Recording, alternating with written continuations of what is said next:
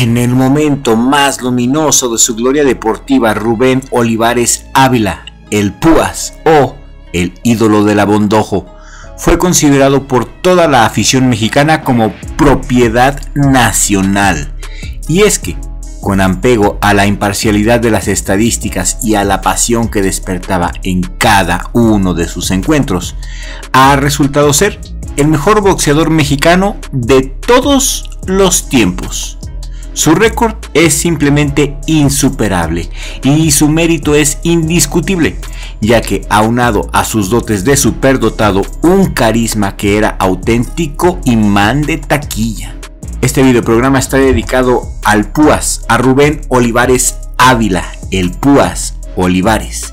Si bien es cierto que el boxeo mexicano tuvo su época de oro con exponentes pugilísticos como Rodolfo el Chango Casanova, Luis Villanueva Páramo, Kid Azteca, Joe Conde, Juan Zurita, Baby Arismendi, Carlos Malacara, Chicho Cisneros, Bert Colima y otros, nadie podrá poner en duda que la época de platino, no de oro, de platino del boxeo mexicano, donde predominan los campeones mundiales de diferentes pesos, tales como Carlos Zárate, José Pipino Cuevas, Guadalupe Pintor, Salvador Sánchez, José Luis Ramírez, Miguel Canto, José Ángel Mantequilla Nápoles, Vicente Saldívar, Clemente Sánchez, Gustavo El Guti Espadas, Ultiminio Sugar Ramos, Rafael Herrera, Antonio Poema Avelar, Amado La Panterita Ursúa,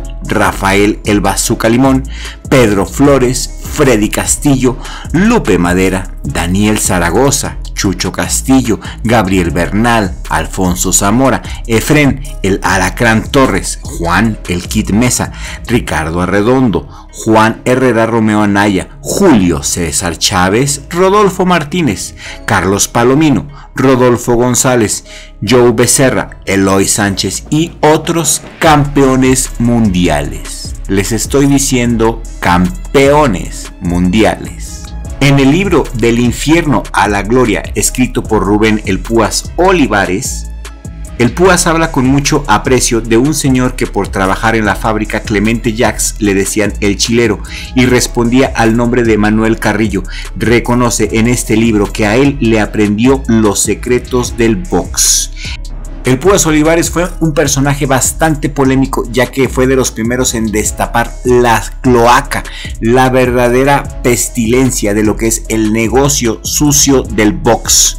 De hecho, mis amigos, en este libro que les estoy recomendando, Del Infierno a la Gloria, del Púas Olivares, el Púas se refiere a Arturo el Cuyo Hernández Gómez como el hombre más corrupto del box. Así lo dice.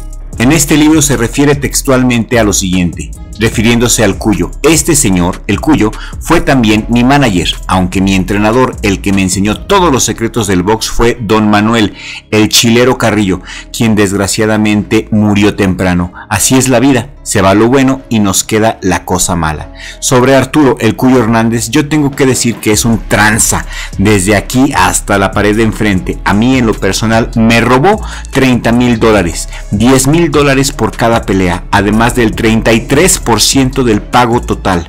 Y esos $30,000, me decía el Cuyo, que eran para Lionel Rose por haberme dado la disque oportunidad. Sin embargo, no era cierto, él se robó esos $30,000, o sea que yo tuve 3 defensas y ganara o perdiera, según él esa era mi obligación.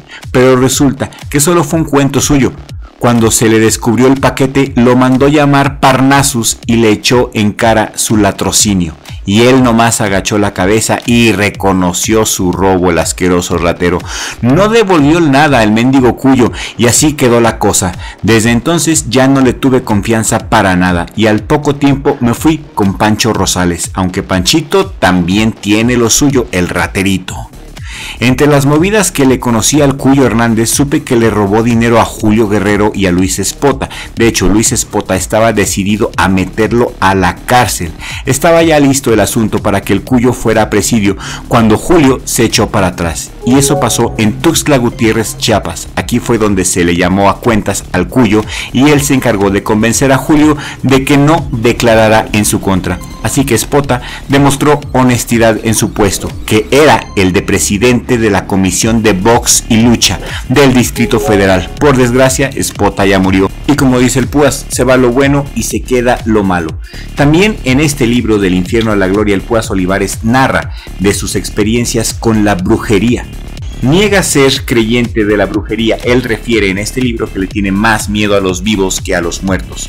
Pero sí, tuvo bastantes experiencias y según el Púas, todas las experiencias, todos los ataques de la brujería venían de su familia. Les voy a leer un fragmento de este libro. Cuando yo tuve diferencias, como que se me perdían las cosas en mi casa, los parientes de mi ex esposa comenzaron a quererme dar cosas de comer. Asimismo, muchas veces encontré trapos amarrados, veladoras con mi fotografía, muñecos de cera y demás. Entonces me encabronaba y rompía todo y lo tiraba a la basura. Yo dejo sus pinches actitudes a la justicia de nuestro Señor Jesucristo. Con Él pagarán todo lo que me quisieron hacer. En este libro el Púas Olivares refiere que su primer matrimonio fue un infierno y que los familiares de su esposa le robaban sus cosas. Iban a su casa y una vez hasta le robaron un Rolex que el presidente le había entregado al Púas Olivares. Definitivamente, como toda persona exitosa, el Púas tenía mucha envidia y mucho mal de ojo. Por eso estoy de acuerdo con él, son más peligrosos los vivos, la gente envidiosa. Y el verdadero envidioso no es aquel que desea tus cosas, no. El verdadero envidioso es aquel que desea que tú pierdas lo que posees. Esa es la terrible y asquerosa envidia. La gente que desea que pierdas lo que tienes, ni siquiera lo quieren poseer.